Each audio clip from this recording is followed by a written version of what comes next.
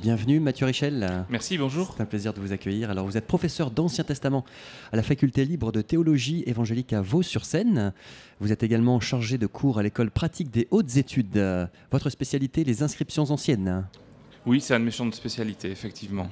Enfin, vous êtes, Mathieu Richel, le co-auteur avec Éric Denimal de l'ouvrage Jésus-Christ pour les nuls, paru chez First, éditeur, et du livre La Bible et l'archéologie, édité chez Excelsis.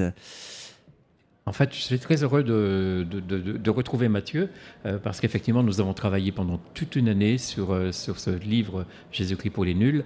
Et c'est un plaisir de pouvoir accueillir Mathieu. Et j'avais envie de l'interviewer, mais comme on se connaît un petit peu, je me suis dit Jean-Christophe va faire ça très bien.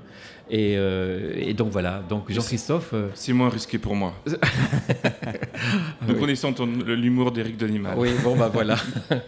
Donc voilà, vas-y Jean-Christophe, et ne te gêne pas. Oui, alors, beaucoup de questions à poser sur cette thématique fort intéressante de l'archéologie et de la Bible, Mathieu Richel. Alors, une première question, est-ce qu'il y a une légitimité en fait à rapprocher Bible et archéologie ? Oui, avec prudence, puisqu'on découvre des choses des deux côtés. On étudie encore la Bible, elle s'interprète, elle réclame une interprétation pour mieux la comprendre. Et on fait également évidemment des progrès en archéologie. Et là également, il y a une interprétation. Donc si l'on interprète bien des deux côtés, on peut espérer essayer de les rapprocher. Je mettrai cependant un bémol. Il ne faut pas chercher systématiquement à faire des corrélations. Beaucoup de choses qui sont découvertes en archéologie n'ont pas de rapport direct avec la Bible, mais sont néanmoins très intéressantes.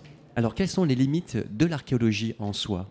Il y en a plusieurs. D'abord, on a du mal à dater les bâtiments que l'on découvre, les inscriptions. Parfois, on se trompe de plusieurs siècles. Dernièrement, il y a une tour, une forteresse qui avait été découverte près de la source du Gihon, la source de Jérusalem. Toutes les villes sont construites à côté d'une source.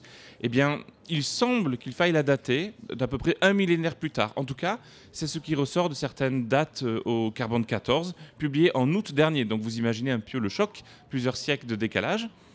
C'est un exemple parmi tant d'autres, bien sûr. Oui, alors effectivement, des découvertes qui ne confirment pas ce qu'exprime la Bible, et il y en a d'autres qui vont accréditer, au contraire, les écrits.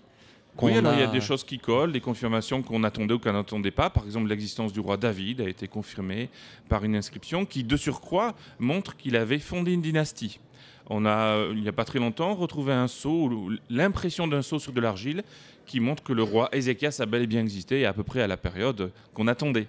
Donc il y a quantité de confirmations. Mais enfin, n'imaginez pas que vous allez retrouver des dialogues de David et Bathsheba qui flirtaient. Donc ça vous ne trouverez pas. D'accord. Ce qui pose aussi la question, Mathieu Richel, est-ce que c'est sur l'archéologie que l'on doit baser sa foi, au fond ? Non, certainement pas. Heureusement, parce qu'on a quand même eu 18 siècles sans archéologie. Et puis, il y a beaucoup de gens aujourd'hui qui ne pensent même pas à l'archéologie. Non, ça ne repose pas sur les pierres. Ça ne repose pas uniquement sur l'étude du texte, finalement, mais sur une rencontre avec une personne que nous croyons vivante, Jésus-Christ. Vous étiez professeur de mathématiques, oui, j'ai un passé. Mathieu Richel. Qu'est-ce qui vous a donné cette passion pour l'étude des textes, pour l'archéologie, pour la Bible ?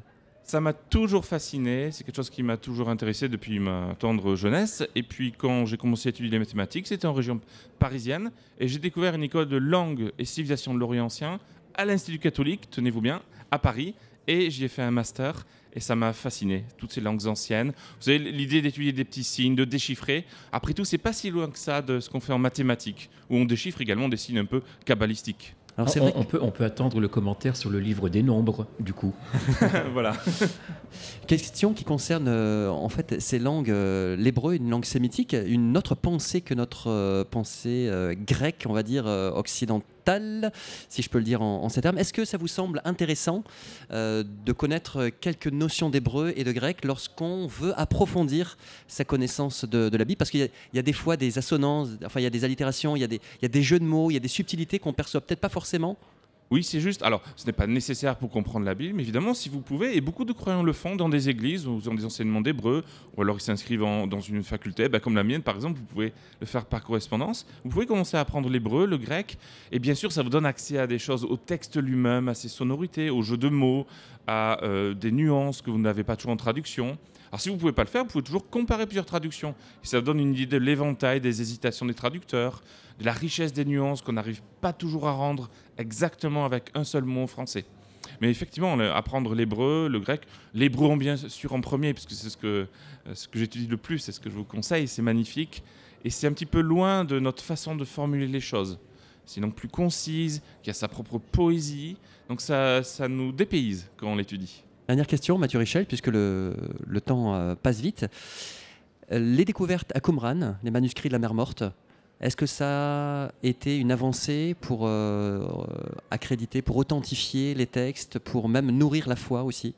Alors nourrir la foi peut-être pas directement, mais en tout cas avoir des manuscrits qui dataient de 1000 ans avant ceux dont on disposait jusque-là, des manuscrits substantiels.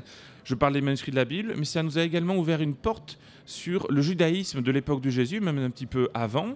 Et on parlait tout à l'heure du livre de Boyarin, dans un édito de Franck Belloir. Voilà, c'est ce genre de connaissance qui permet de nourrir la connaissance, disons, mieux saisir le milieu d'où est venu Jésus. Jésus qui était juif jusqu'au bout des ongles.